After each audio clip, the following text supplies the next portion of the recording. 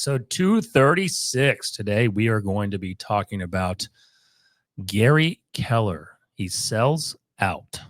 And then the NAR lawsuit update.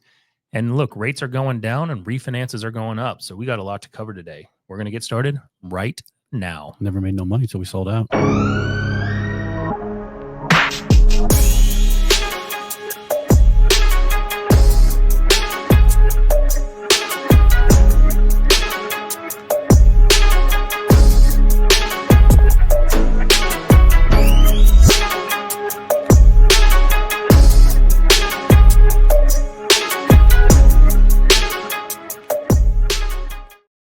All right, welcome back. Episode 236. Today, we are going to be talking about the Keller Williams sellout. So Gary has brought on a strategic partner, and we're going to break that down.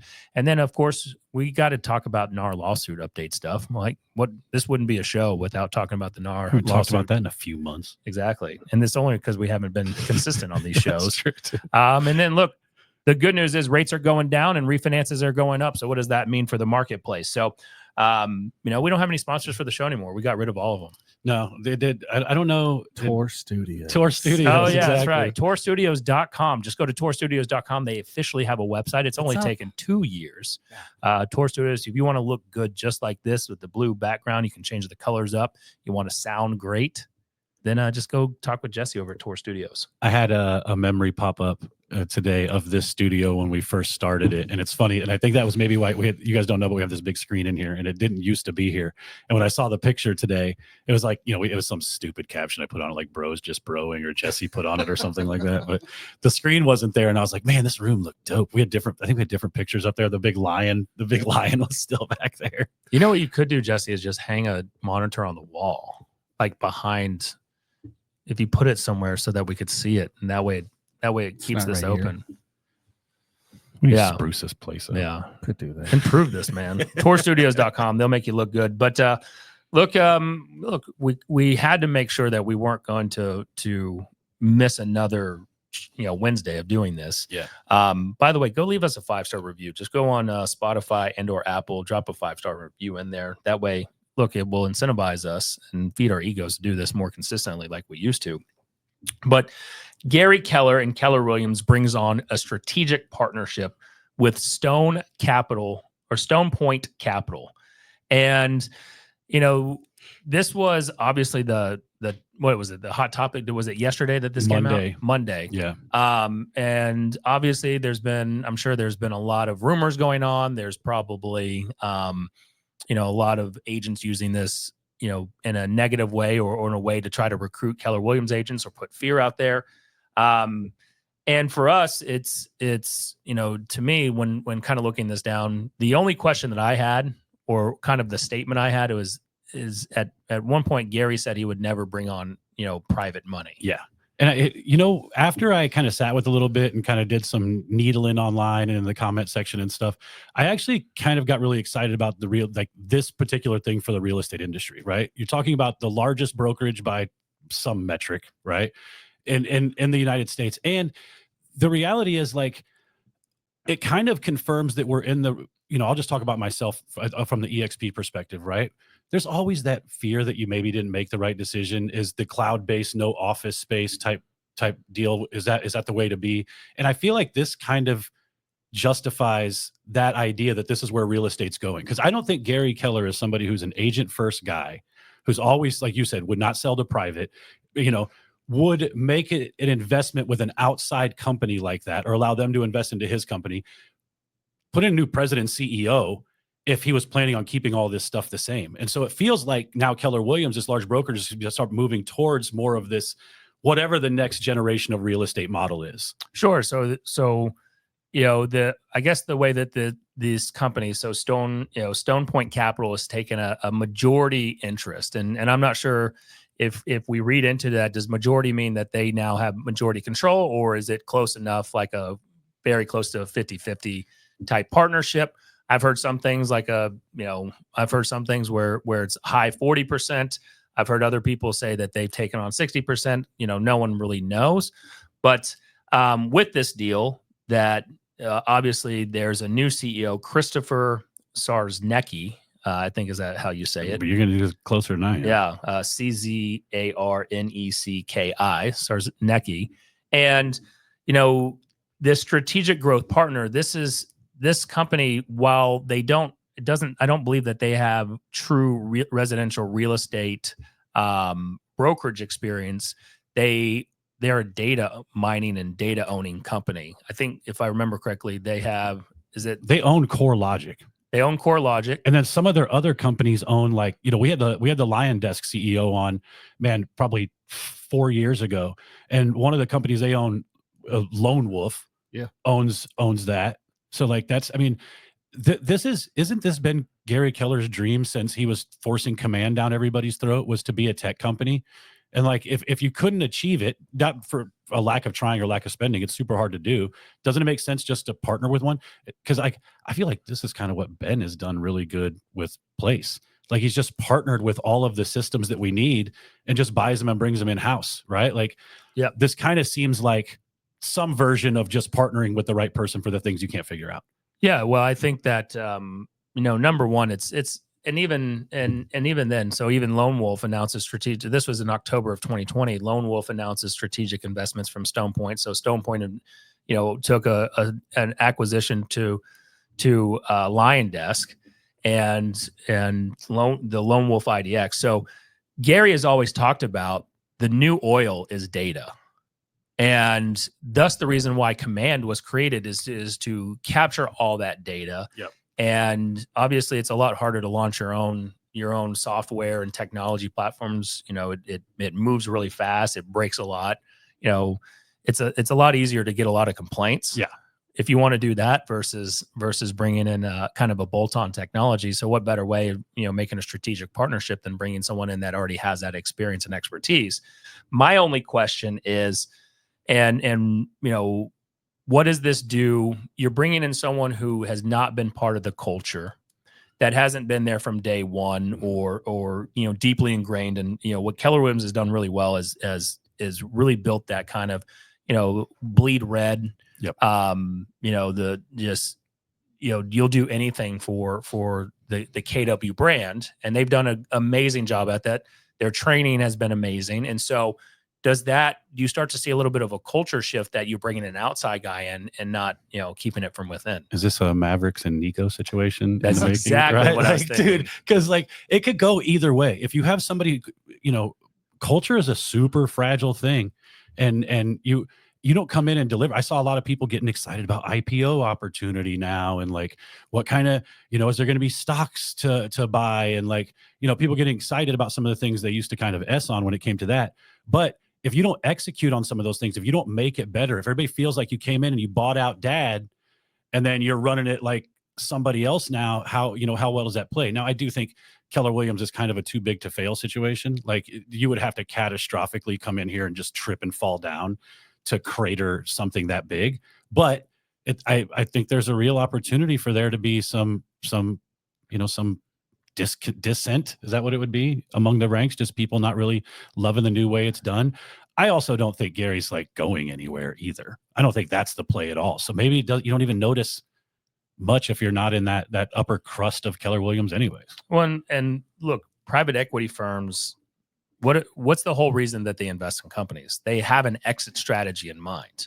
So is the exit strategy selling? Is the turning this around and selling it to something else? Is it becoming a even bigger conglomerate? Is it again IPO status? Yeah, I mean, that was something that was talked about in the past, and it was always the rumblings that they were going to go public, and then my understanding was that they didn't get the numbers, that the valuation that they were looking for. Was that during the COVID market, or was that before that? It was just right after. Right after. Okay. Right after that, I think, as we're exiting, is from what I've heard. But those are all rumors, right? So no one knows, other than the people on the inside know what the truth was to that. But that I'd asked the question on my Facebook is, does this help the chances of KW going public or hurt it? Yeah. Because a PE firm always comes in with an exit strategy. They typically don't want to be they're not buying this for a forever type investment. usually. I saw a lot of people talking the other on Monday about this 5 to 10 year strategy. Right now, I am a total dunce, so this is a real question. We may not be able to answer on the show. So if anybody can help us out, feel free to. Does the franchise model allow for the stocks and the IPO and all that to be really successful when you have that many owners involved? Or like, I mean, I get it. Like there's publicly traded franchise type things. So I'm not saying it's not doable. Just does that add a layer to this that Possibly, makes it more difficult to do that? Because then I think you have more chance being in the Nico Harris side of things where, now it's just new ownership and yeah, there's data and things like that. But if you don't do the right things with the data and you don't take it and apply it in the right direction, the agents are going to get really burnt out on being excited, after too long. Look, I think, being in the real estate brokerage business it's a no-win situation. I would not touch it. Right. Unfortunately, agents are, what have you done for me today and lately, and not what you've done for me in the past to help me, build this book of business or build a successful, foundation. It's, hey, you haven't talked to me today, so I'm going to go over here.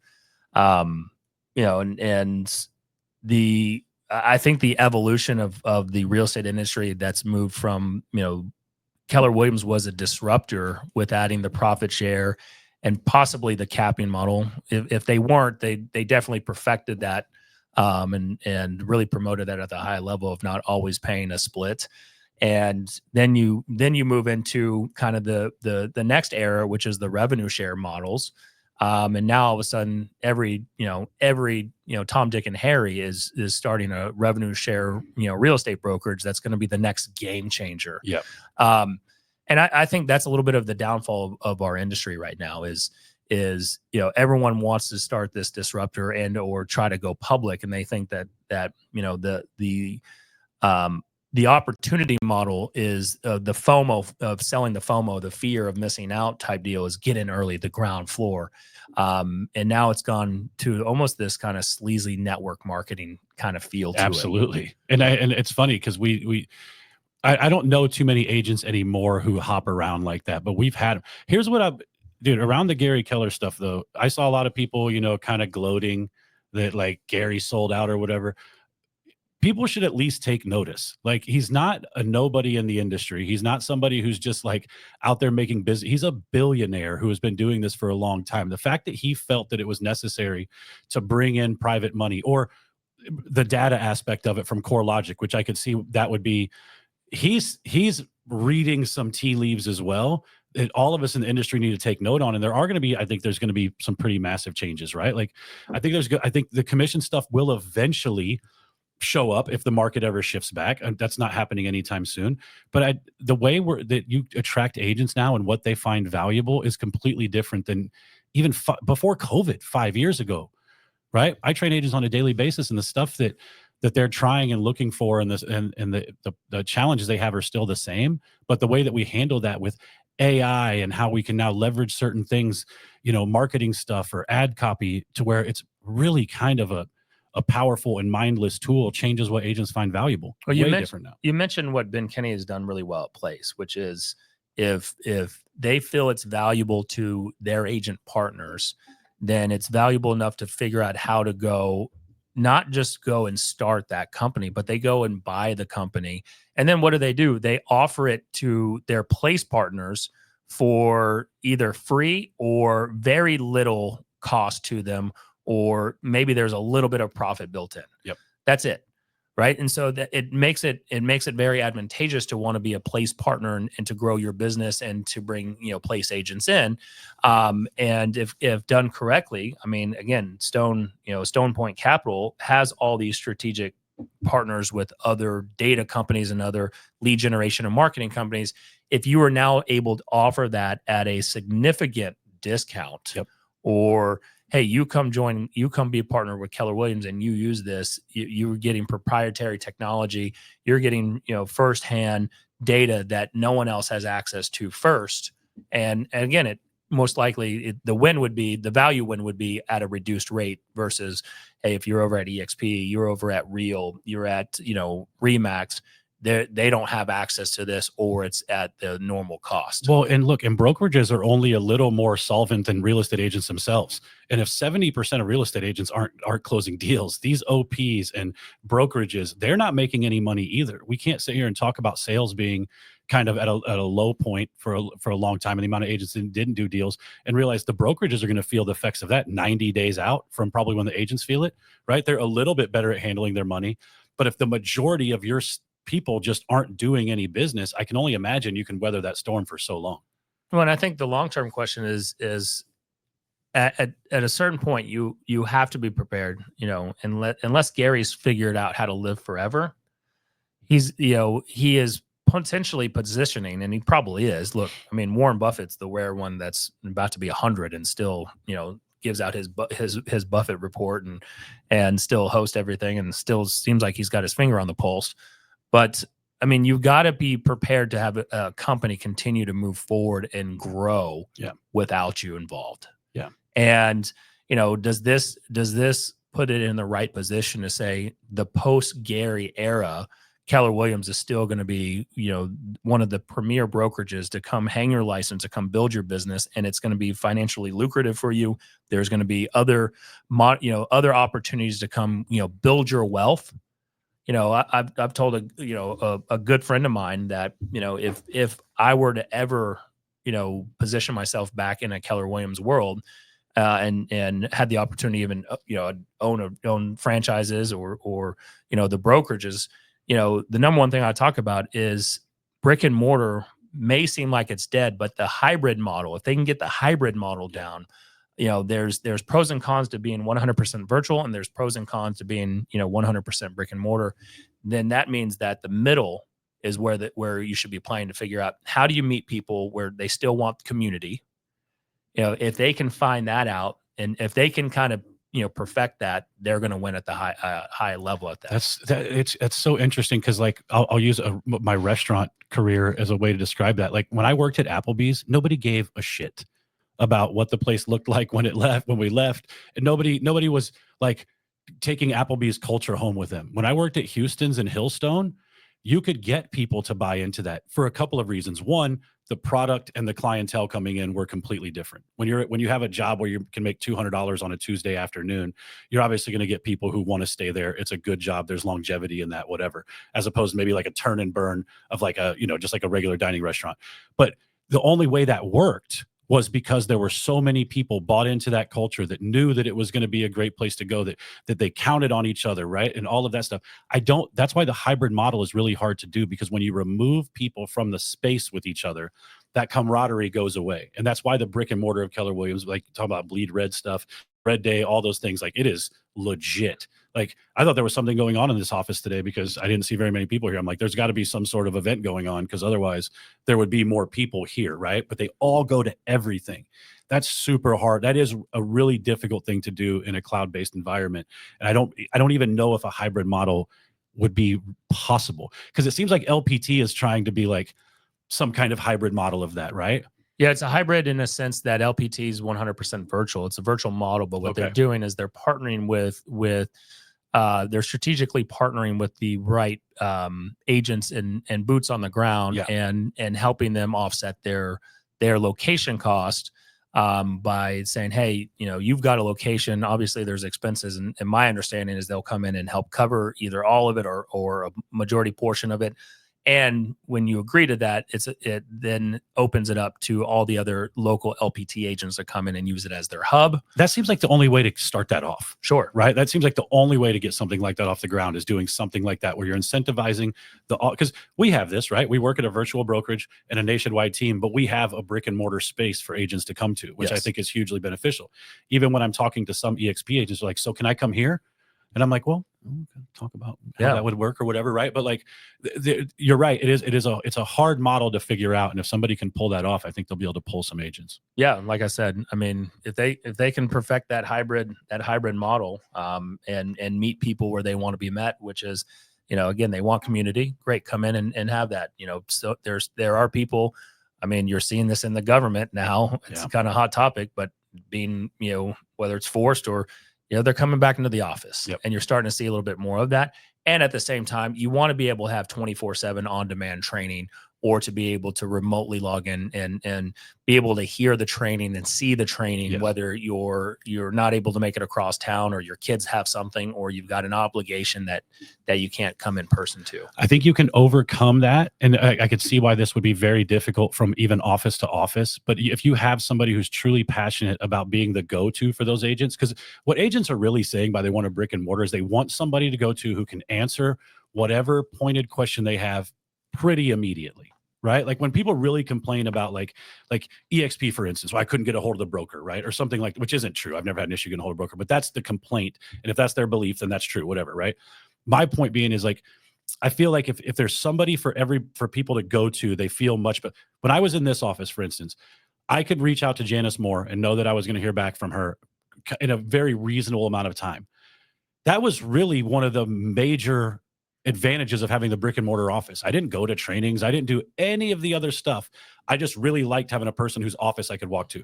I also love it when my lender has their underwriter in house, right? So I get this idea of how we think we can do that. And if you have somebody that you can go to, I think that helps a ton to provide that type of feeling that you're talking about in a virtual space. Look, we are now in an instant gratification world. Yes. And I think Keller Williams has their part. Like if you see how EXP is even involved, where that was a complaint, they now have exp.world.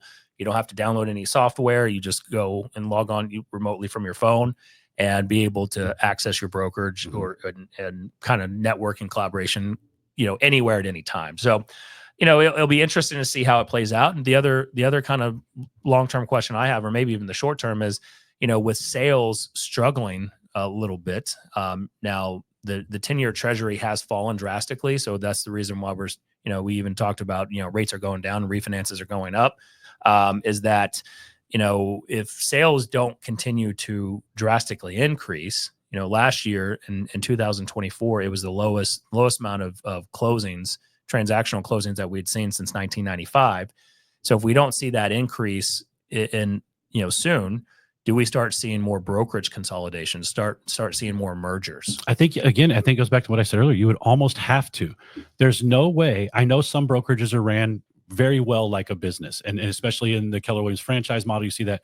But there are definitely brokers out there who are reliant upon their agents closing for them to continue to keep the doors open 6 months from now. They don't have a ton of runway. And you talk about the type of market we've been in with the low sales.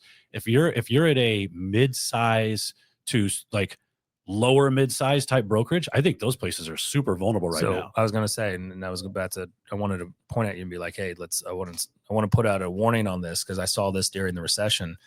If an agent, if you're at a very small boutique, or you're new and considering brokerages, I'm going to tell you right now, I would only be looking at the stable ones. Yep. That have a history of performing, because I've heard the horror stories where the brokerage didn't have any money. They went out of business. They closed their doors without telling anybody. And those Are we both thinking of the same one? Yep. And those agents didn't get paid. No. And so this is, I understand that people don't like to feel like a number at the large, big box brokerages, quote unquote. But I'm going to tell you right now, you'll feel great knowing that, they're hopefully in a better financial position. And that when you have a closing and, God forbid something happened to that brokerage, it's going to be a lot worse if you don't get paid. Yeah. And I think the stat holds true. And we've said it on the show, like more often than not, you're partnering with the people, not really the brokerage anyways.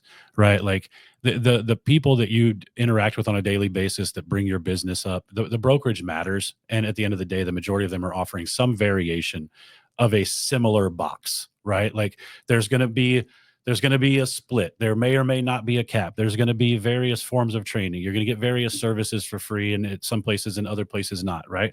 But overall, they're going to try and put you in a position where you can close the most amount of homes. And you finding the right person to partner with is going to be super huge in that, on top of the brokerage. But I think the people matter even more. I was counting on my fingers to know how many months we are past the NAR lawsuit settlement. NAR settlement, the sky is falling settlement. It's 6 months, by the way. I counted it 6 months. How much do you think that the industry change from 48% to 71% of agents not doing a deal had to do with literally people just freaking out and sticking their head in the sand? I think there was a lot of that for It's a sure. crazy I mean, jump. let's be real. And by the way, we're doing an update to the settlement. So August, was it August 17th? I think it was. I think so. Rolled out mid-August. Yeah, August 17th was when the commission lawsuit settlement went officially into effect, and everyone's freaking out that commissions were going to be drastically reduced, and that there was no need for real estate agents anymore. I know that, Matt, at one point you got so sucked into TikTok. Dude, I had to like just stop making videos on there. I was finding myself to be an angry little realtor on there, just going after everybody. And the TikTok world does not like real estate agents. They don't. Yeah, they don't at all. You're worthless. There was a lot of them, and I, like if you feel like scrolling back far enough, you can still watch some gems from last summer. Yeah, but you could be right that again you have that disruption, so that noise that was happening. We had the obviously the high inflation, the high interest rates, high prices, and kind of the economic uncertainty, and then you had to throw in an election year where you had that noise. So 2024 was definitely super noisy. Well, and it just goes back to it being a value conversation, right? People did not rush out to pay less money to real estate agents. They demanded more value from real estate agents. We talked about it on this show. Listing percentages are up for good agents. I can tell you that right now. So, go ahead. Let's talk about this. So many predicted, so let's break this down, right? So many predicted that the NAR lawsuit or the NAR settlement would cause commissions to drop drastically, forcing buyers agents to negotiate their fees or be cut out of the transaction entirely. Yeah. Let me ask you this. How have you felt as a buyer's agent? Because you were concerned about this. I definitely was. How have, 6 months post the settlement, how have you... What is your mindset change on this? I'm an even better buyer's agent than I was before, and I was pretty damn good. You know why? Because now every transaction, I negotiate my percentage for my buyers, and they don't have to pay it. I'm saving them even more money. Thank you, lawsuit. You have given me. By the way, hold on. You said they don't have to pay it. That is, because he's negotiating. Because I'm negotiating. Okay. Yeah, exactly. Yep. My buyers are not paying my commission right now because the sellers are paying that through negotiations. Very clear negotiations. So now I can, with my chest completely out, walk out there and tell buyers that I'm saving them an additional 3% for two reasons. One, I know there are agents out there that are really struggling with this still, right?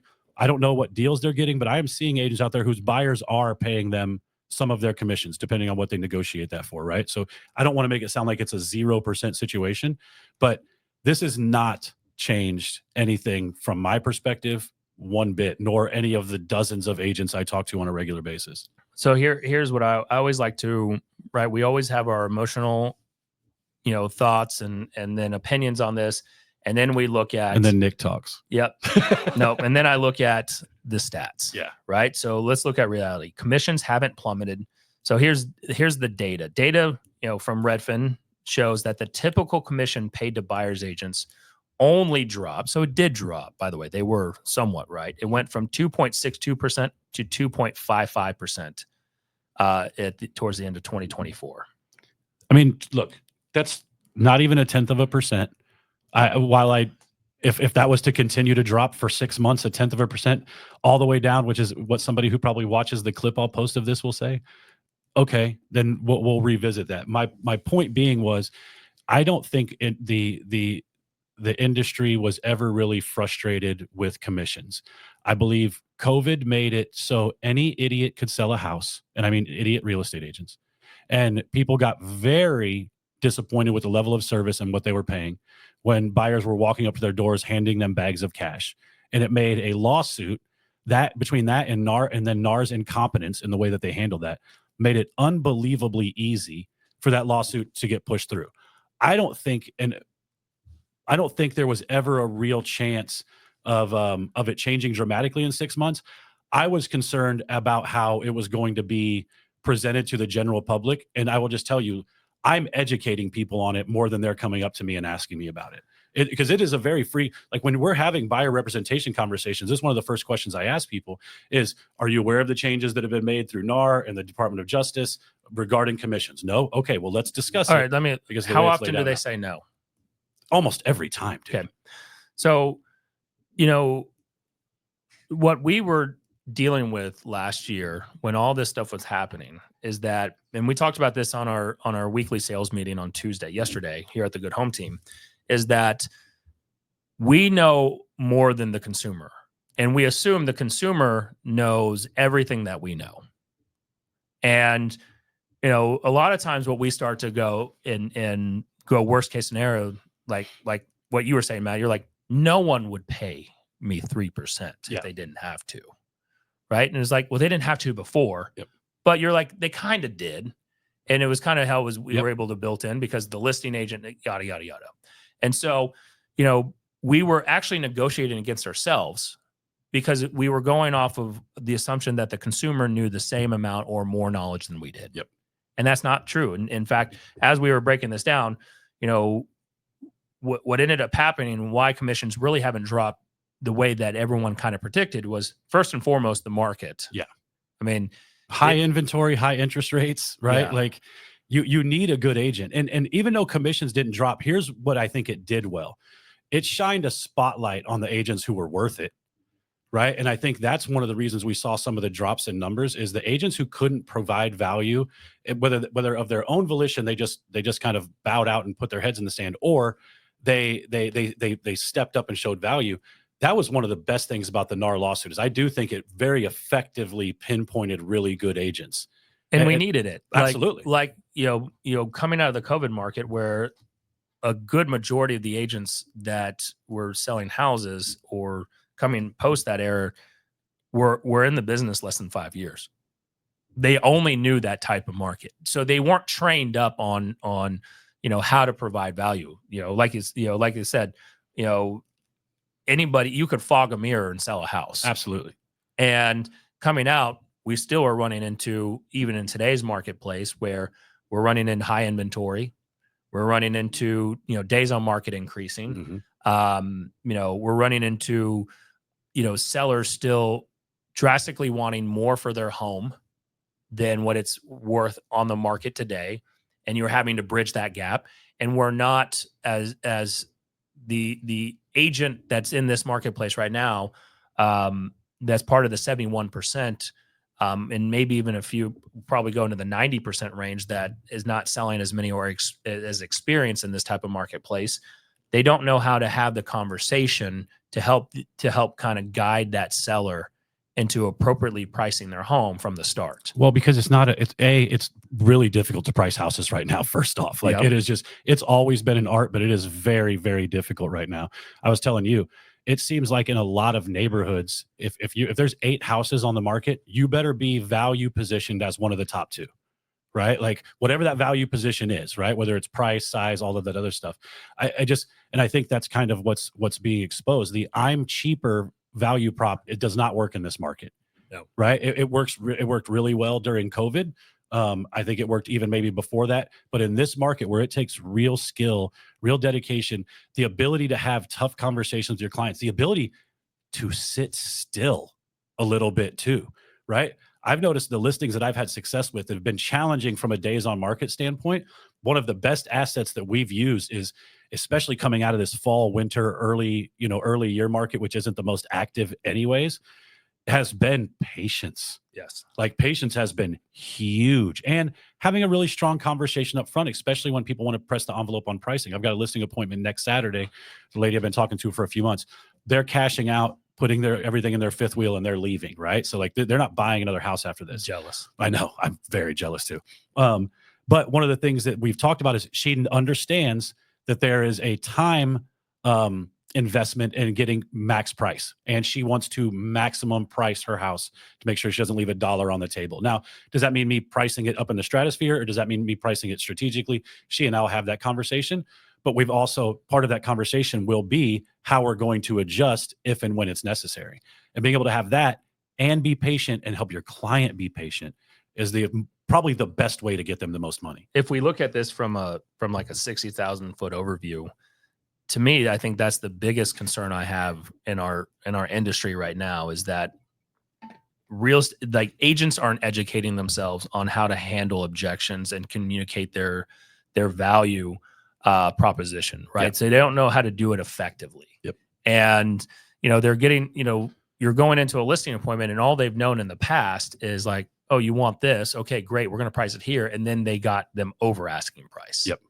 Right. And there's a whole lot of hubris that came with that too. Like people get really excited during COVID about how great they were. And it's like, it's not always like this, guys. Yeah. And now what they're saying is like, every homeowner for the most, like every homeowner that I've run across really has never told me that they want to sell it for the lowest amount of money they can think of. No. They always want the max value.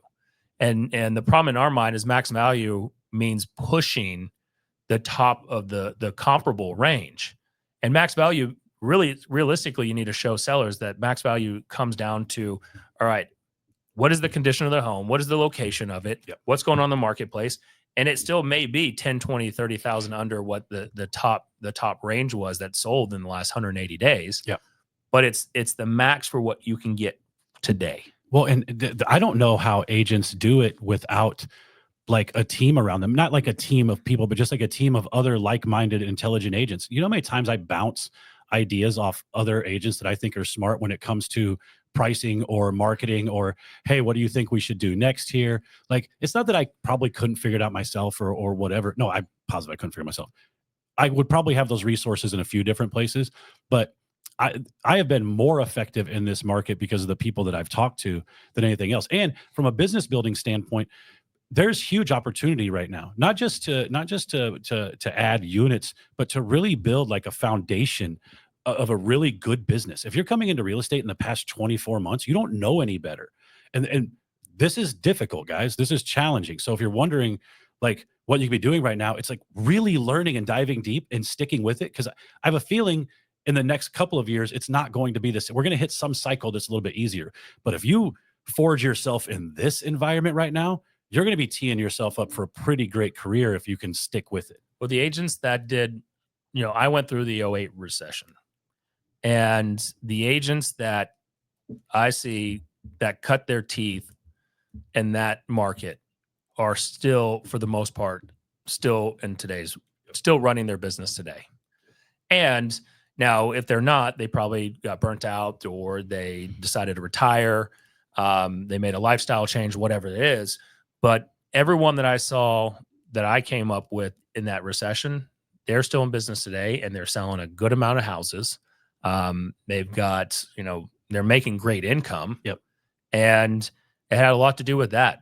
And I will say that I feel that this market, if you're coming into it now, this is tougher than the '08 market in my opinion, because back then we had investors coming in and wanting to buy foreclosures, right? We had that market going on. We had the government helping out with offering first-time home buyer credit. So you could go ahead and push that. It was still somewhat more affordable in terms of, at least here in the Dallas-Fort Worth market, we could push people out to more of the outskirts.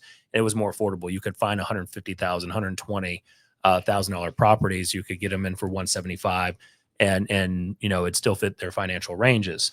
Today you can't really do that from the affordability aspect. So now what you have to work on is finding where's the next silver lining, which is, this is now, instead of it calling a buyer's market, this is the buyer's opportunity. Yeah.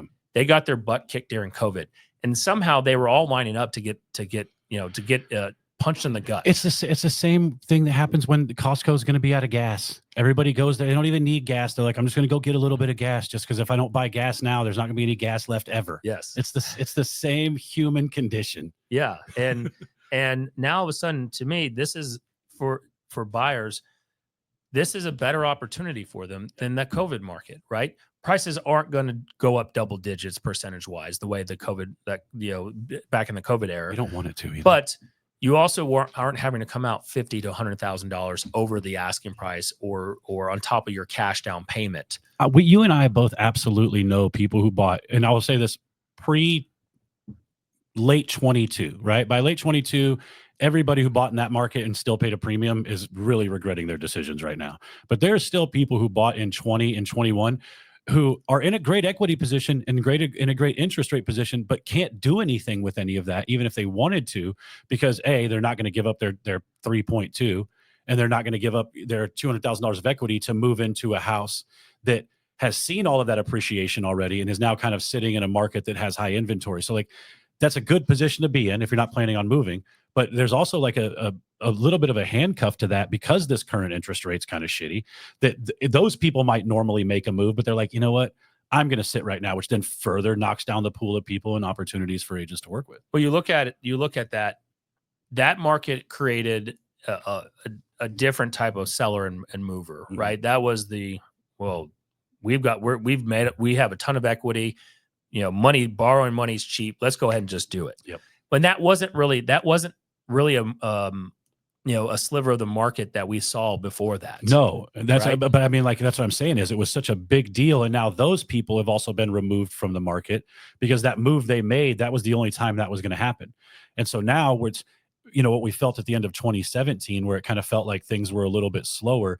It's that plus all the things that you mentioned. There's no real incentive to move, right? It is more expensive, especially here locally. I know there's agents who could chime in and be like, "Oh, it's still a seller's, market where I'm at," and I believe that, but I think for the most part, most of the country is experiencing this affordability issue along with high inventory and high interest rates. But for sure, and what we're seeing now is it's the same thing during the '08 recession. Is the people that were going to move, they needed to move. There was a reason for it, right? Job relocation, job loss, a divorce, disease.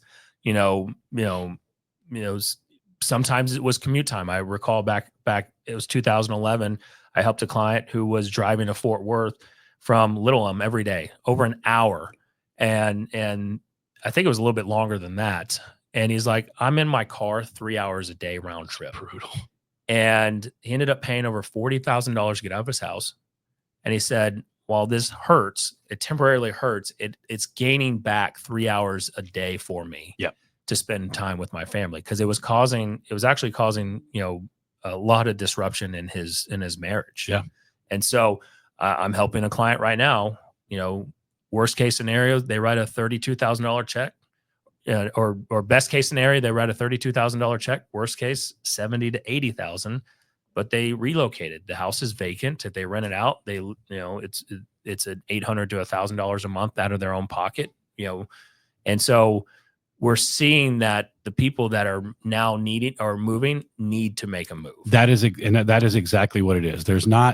I have not had any conversations with sellers serious people. We got somebody on our team who we had to talk about it, taking a listing appointment today because it was just the worst thing. It's like $175,000 overpriced. It's like an hour away. It didn't have a master bathroom or a garage. I was like, dude, you don't need to go on that listing appointment. You know what I mean? Like, let's go. I bet you I know who it was. You absolutely know who it was. But that is exactly what we're seeing. It's like the old "make me move" button that used to be on Zillow. Like, yes. Those people were more absurd than for sale by owners for some reason. They would just be like, "Oh, just give me a price, make me move," which was what Zillow's marketing ploy was. You have those people, and you have people who have to move. Right? You have the people they are not serious. They have no real intent of moving. But there's enough agents out there who are desperate for a deal that it makes its way on the MLS, and then you call as an expired, or they've listed it as a for sale by owner or whatever. But it's the limited pool of people who are moving for any reason other than life demanding it. I haven't ran across it very much. Now, well, I want to move into interest rates here in a moment and refinances, but the only thing that I see, and Nate Fisher actually asked this question. He's like, "Where do you see the industry going in 10 years?" And we're kind of talking about the commission, the commission portion, and everything else. And, I don't believe that we'll ever see a COVID market again. I don't think that, I just don't think people will allow that to happen. And, we would have to have that type of market, in order for us to see, what were buyers agents really needed during that marketplace. Would that have hurt or hindered? I think there were some deals where the buyer's agent couldn't have done anything because they waived appraisal, they waived inspections, they came in over. It's like, yeah, there's probably not a lot for me to advise you on here. This contract is now officially going to go to closing as soon as you sign it. So, okay. Well, that's what I mean is that if this lawsuit change were to happen during then, or settlement happened during the COVID market, then I think we would have seen a lot less buyers agents involved in the transaction. Most definitely. I think the lawsuit happened because of the COVID market, though, right? It's one of those things where it's like, whatever it is, strong men make, weak men make hard times, and that whole thing. Like, that's exactly what happened. And shitty scars. Yeah, shitty agents doing nothing and people paying massive amounts of money during that COVID market made clients angry and made it feel like real estate agents were out there hosing them. Therefore, We now have a lawsuit that, again, I think was mishandled more than it was won, that ends up putting us in a position outside of that market because people now it's finally over and everybody can get their bearings. And I know that the Department of Justice lawsuit started before the COVID market ended, by the way. So don't chime in with that. My point being is it really picked up steam. It certainly had a whole lot of public interest after that. I don't think a lot of people knew about it before that. And then you've got this industry standard of changing the way this whole thing's approached. And it's backed publicly, at least on social media and by the people who are talking about it. And so now you have it making strong agents again, right? And this is just kind of a cycle, and it happens to happen in a market where there's not really a lot of change that's going to happen. Now, I do think if we were ever in a really hot sellers market again, that was even pretty close to COVID, you would start seeing it be a little bit more common that buyers were coming directly out of pocket for agent commissions. Because I do think there's a tipping point in leverage where the sellers could say, I have 3 offers. Because, dude, okay. It's kind of like the way the Rangers got Alex Rodriguez. There's always one moron in the room who is willing to come in and just be like, $252 million. That's what we'll pay. And everybody else is like, well, dude, we weren't even offering near that much. What are you doing? It's like, nope, I want it. It's mine. So if you're in a market where you can start driving any kind of attention like that, I think you can start leveraging commissions back on the buyer side. You know I agree. No, look, I don't disagree. I think that I don't think we're going to see it for a while. So, Agreed. We have to navigate this roller coaster of a real estate market and economy over the next. It's going to be 18 to 36 months probably. Yeah. And we've got to get a leveling out of inventory. I know some states and some markets, they still have a shortage and some of them are still seeing multiple offers. We're definitely not seeing that in the Dallas Fort Worth market, which is why we're calling it buyer's opportunity, because we're moving more into that, inventory level of being in a buyer market territory. Yeah. But I mean, the only thing that I could see helping is, Trump had his whatever he was talking about last night. I don't know what I know they do. That's like, they do it once a year, right? It's not the State of the Union. That's not what it's called. It wasn't State of the I Union. don't actually know what that was. I don't know it was what just that was. a joint meeting between the House and Senate. It was very much like a State of the Union. Very much like a State of the Union. Right. And something that I picked up on, and this is not politic talk, but we got to have politics in here, unfortunately, when it comes down to, what's going on with interest rates and economy, is that, in Trump's first term, he brought up the stock market. I think they said it was like 200 plus times throughout his term. He's only brought it up one time, but instead he's focused on the treasury rate, and the treasury yield has gone down. And we're starting to see that a decrease in interest rates, so we're starting to see that lower, which is a good thing. Now, if it happens too fast, then do we start to get back into that inflationary real estate pricing market? Who knows? Yeah. Time will tell. I hope that they can time it out slowly. I don't think it will, because right now we're so focused on all of that I have a feeling that it's just, we're going to overcorrect and we're just going to ping pong off the walls. That's always been, we've talked about this on the show. That's been the issue with the Fed at all. Like, they used to have this nice little 2-lane road that they drove down. Right. And Brian has talked about this eloquently before, but as time started changing and we got, into the 80s, 90s, 2000s, the road that the Fed drives on now, it's driving an incredibly long car, and any course correction that happens at the front doesn't happen at the same time at the back. Right. So it's now more of this thing where I feel like it's going to move very slow. I don't think there's going to be tons of interest rate change. I think any relief financially from anything is probably gonna be welcomed by people. But I would, if I'm talking to real estate agents, I'm telling you to anticipate having challenging conversations with buyers around and being solution oriented with buyers and sellers around interest rates, because I think that's what's going to be required for the next medium future. I think, look, it's like trying to catch a falling knife. Yeah. Right. And saying, don't cut yourself. Yep.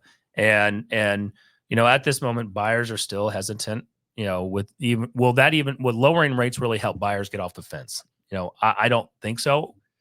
Unfortunately, the media and thought process has really hurt the buyer's mindset and sentiment, because in my opinion, what I've seen is when the media starts talking bad about it, that's the time for a home buyer, a potential buyer, to go seize the opportunity. I mean, they can go negotiate the crap. They can go get concessions. We were talking to James Beaver at Envoy Mortgage, and James had mentioned he can get FHA loans with a little bit of an interest rate buy down in the high fives. Which, I mean, I think if you're a first-time home buyer right now, you like in 2017, you would, I mean, I know interest rates been a little bit higher or have been a little bit lower since I've been in the entire market, but I use the end of 2017 as kind of a benchmark for what the last normal market felt like. You know what I mean? Like that was the last time I was really kind of confused about what was going on or certain about what was going on, not really as confused as it's been for the past 5 or 6 years. But I do feel like this market opens up a lot of interest rate opportunities for solution oriented agents who have the right partners, guys like James Beaver, and people who can offer great opportunities, new construction opportunities.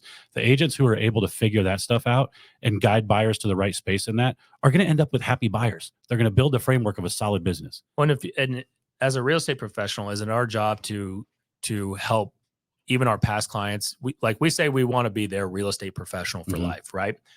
And if you look at these numbers, if you helped a client purchase in 2023 and 2024, right? Let's go look at the numbers. Refinance applications have surged 37% in 1 week. So they're up 37%. Do you think that's just because people are feeling people are just broke right now and they have equity in their houses and they need to pull it out? Because I can't for the life of me think why you would refinance out of any loan that you've gotten in the past 12 years to the current interest rate. The only reason I can think of is there's financial struggle, or that money needs to be reallocated to something. So if we look at it, refinance applications are up 83% year over year as the rates dip. And here's kind of the breakdown, right? Homeowners are bought in 23 and 24. Some of those people have 8% to 8.5% rates. That is so true. You can get it in the sixes. Yeah. Right. There's opportunities to get in the sixes.